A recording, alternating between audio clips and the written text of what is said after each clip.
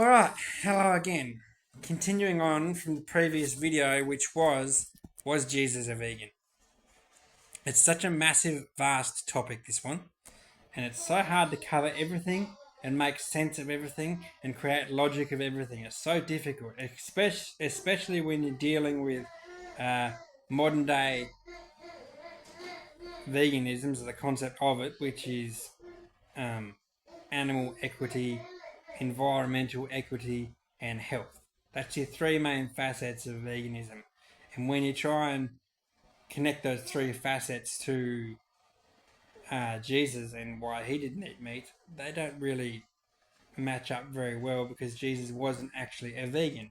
A vegan is a modern day activist who doesn't partake in the profit of animal suffering or death, whereas Nazarite was not an activist who did not partake in the profit and suffering of animal death for the same reasons that vegans do. So Jesus was not a vegan, he was a Nazarite.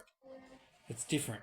A Nazarite says the vows to God that they will not touch flesh and they will not touch alcohol, because flesh eating and drinking alcohol are two sins. That's why Jesus denied both of them.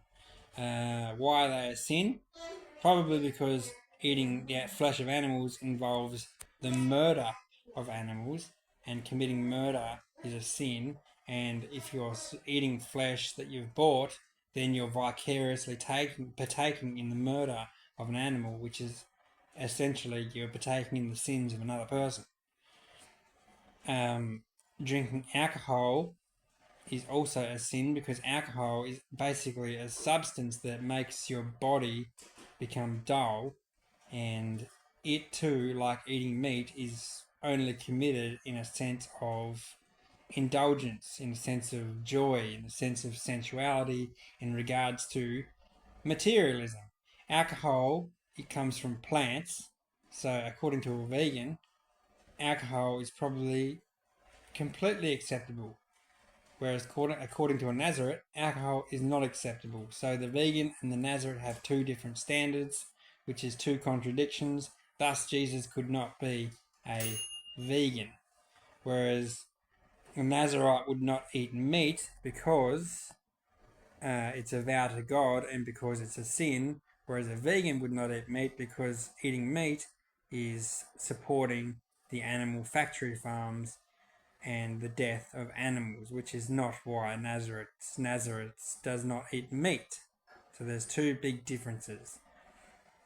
The extant biblical book of Enoch talks about the spirit of an animal accusing a person of partaking in their suffering and their death.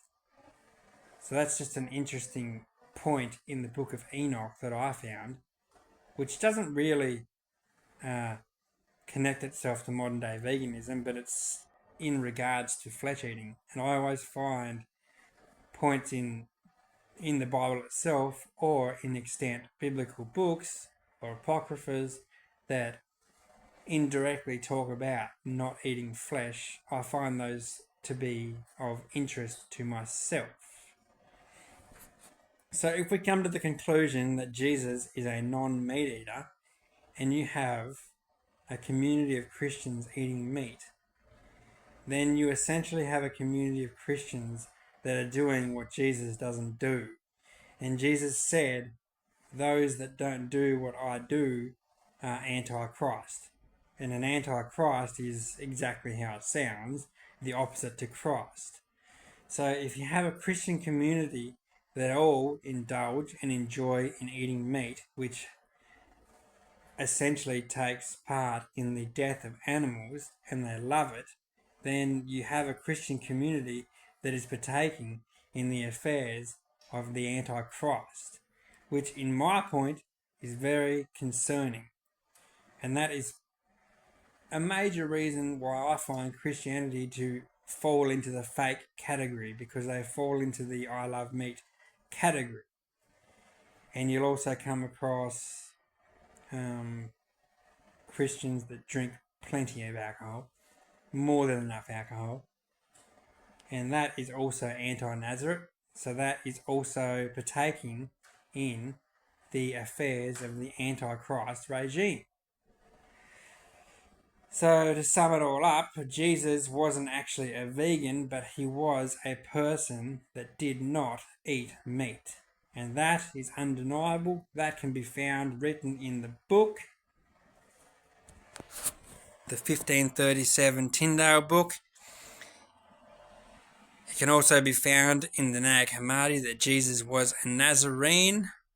And the Nazarene, in my opinion, were probably a community of Nazarites who were indifferent people, odd people, strange people who didn't fit in with the rest of society. And in my opinion, that's a good people. In my opinion, that's the kind of people you want to familiarise yourself with.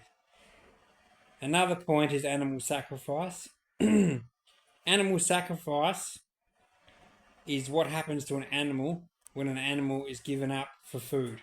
When a cow is quartered for food, that cow has been sacrificed to humans. Just like animals were sacrificed in ancient Israel to God. The animals were sacrificed to God for the remission of the sins of the people, whereas now the animals are sacrificed to the people in order to allow the people to live. So the sacrifice is taking place in two different mannerisms. And one more point is this. The animals that were sacrificed were alive and made dead for God, and now the man or the woman that is dead is made alive for God through the Christ. That's worth thinking about.